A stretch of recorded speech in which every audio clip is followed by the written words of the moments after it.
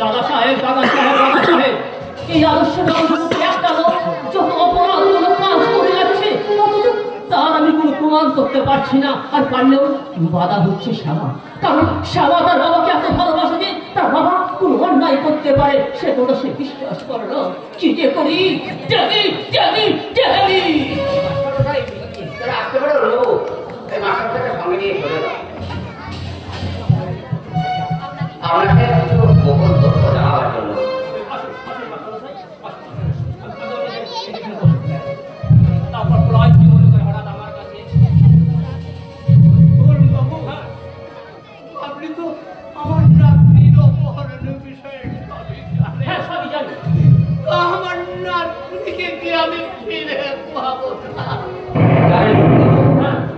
আমার সন্দেহ ওই দাদা সাহেবের একটা উপর ঘর আছে, আর ছায়াকে ওখানে আটকে রাখা হয়েছে। তা আপনার কি মনে হয়? আমি গোপন সূত্রে খবর পেয়ে ও হিমঘরে ঢুকে গেছিলাম, কিন্তু দাদা সাহেব অত্যন্ত চতুর, কারণ ওখানে অপরিচিত কেউ যাতে ঢুকতে না পারে তার জন্য উনি বিশেষ সিকিউরিটি ব্যবস্থা করে রেখেছেন, তাই তার ওখানে ঢুকতে পারিনি। তাহলে আমাদের কি উপায়? উপায় আর কি মাস্টার মশাই, এই প্রাপসেন যখন রন্ধে প্রবেশ করে তখন সময়ের জন্য অপেক্ষা করা ছাড়া আর কোনো উপায় থাকে না।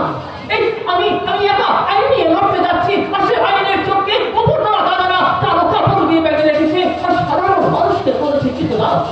আচ্ছা এই সাধারণ মানুষ তাদের হৃদয় দিয়ে বুঝতে পারছে না, তাদের চোখ দিয়ে দেখতে পারছে না, তাদের উপর কোনো অত্যাচার আর নাই, তখন তারা নীরব কেন তারা সমস্যারে গর্জে উঠছে না?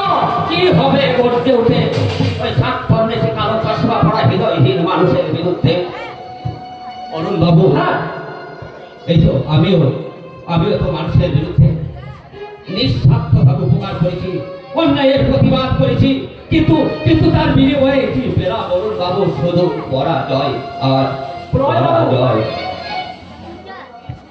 অরুণ বাবু, মানুষ যে আজ নেই তো মানুষ, সবাই আমরা হয়ে গেছি স্বার্থের দাস। আচ্ছা ইন্সপেক্টর সাহেব, আমাদের এখানে কি আছে বলতে পারে? কেন মানে হচ্ছে হৃদয়, কিন্তু অরুণ বাবু মানুষের হৃদয় আজ আর কাজ করছে কই? না, মানুষের হৃদয় আজ আর কাজ করে না, আর শুধু কাজ করে না। তাই তো আমাদের এই ভারতবর্ষের বুকে প্রত্যেকদিন 9% মহিলা ধর্ষিত হয়ে দিনে আছে।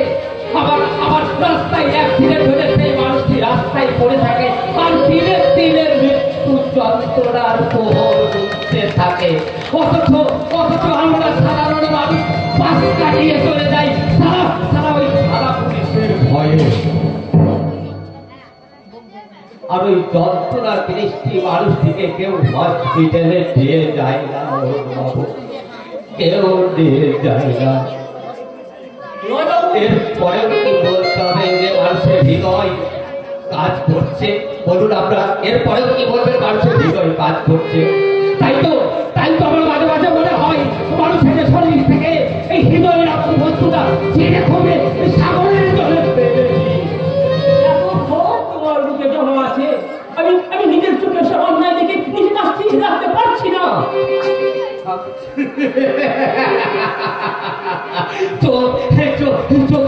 চোখের কথা বলছেন মাস্টার অরুণ বাবু। এই যে মানুষের এই চোখ দুটি আজ আর কাজ করছে কই? মানুষের এই চোখ দুটি আজ আর কোনো কাজ করে না। তাই তো এত অন্যায় অত্যাচার দেখেও এই মানুষের যন্ত্রভূত রাষ্ট্র থেকে বসে আছে। আর একদল সাক্ষাৎ নেশি মানুষ তাদের নিজেদের স্বার্থ কায়েম করার জন্য সাধারণ মানুষের মধ্যে দাঙ্গা বাঁধিয়ে দিচ্ছে, আর সবাই নিজেরা ঠান্ডা ঘরে বসে মদের বদলে ঢোকাঢুকি করে সিএস করে উৎসব পালন করছে। আবার অরুণ বাবু, আপনি একজন মুমূর্ষ রোগীকে নিয়ে হাসপাতালে যান, ডাক্তার বাবু চিকিৎসার আগে প্রথমেই বলবে কাউন্টারে 50,000 টাকা জমা করুন, তারপর হবে চিকিৎসা। তারা ডাক্তারবাবুরা একটি পারের জন্যও ভেবে দেখে না বা ভাবে না যে সেই মানুষটা যদি মরে যায় তার সংসারে কি হবে। আমার অরুণ বাবু উঠে যান, উকিল বাবুরা মোটা অঙ্কের টাকার বিনিময়ে সত্যকে মিথ্যার দিনের পর দিন কেস চালিয়ে যাচ্ছে। আর সাধারণ মানুষটি টাকা করে করে পিছে দিনে সর্বশান্ত হয়ে যাচ্ছে। তাই তো আমাদের এই ভারতবর্ষের আইনের চোখে কালো কাপড় দিয়ে বাঁধা। অরুণ বাবু, এর পরেও কি আপনি বলবেন এই বর্তমান সমাজের প্রত্যেকটি মানুষের এই চোখ, এই হৃদয় কাজ করে না? না না, কোনো কাজ করে না, কোনো কাজ করে না। জানেন ইন্সপেক্টর, আজকের এই মানুষ ট্রাসের কাছে মাথা নিচু করে রেখেছে। ট্রাসের কাছে মাথা কি হবে মাথা উঁচু করে? এই তো আমি এই আইনকে সামনে নিয়ে ওই দাদা সাহেবের বিরুদ্ধে মাথা উঁচু করেছিলাম, কিন্তু কি পেলাম? Transfer order. হ্যাঁ মাস্টার মশাই, ওই দাদা সাহেব কোনো পদে না থেকেও উনি সর্বোচ্চ ক্ষমতার অধিকারী, ওনার সন্ত্রাসের বড় রহমান। তাই তো এই ন্যায়নিষ্ঠ সব অফিসারকে পাঠানো হলো ওই সেচ মন্ত্রীর দেহ।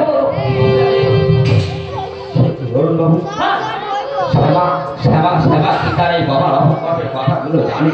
আরে সবাই তো আমার সামনে বড় বাধা হয়ে দাঁড়াচ্ছে। আমি সব কথা শ্যামাকে বলেছি, কিন্তু ওর বাবা সব কাজ করতে পারে সে কথা শ্যামা বিশ্বাস করে না। তো দেখি সে কি শ্যামা বিশ্বাস করে না, বিশ্বাস করতে পারছে না, কারণ তার বাবার প্রতি অন্ধ ভালোবাসা। শোনো, ওই ছায়াকে অপহরণ করার কারণ কি জানো? না, তা তো জানি না।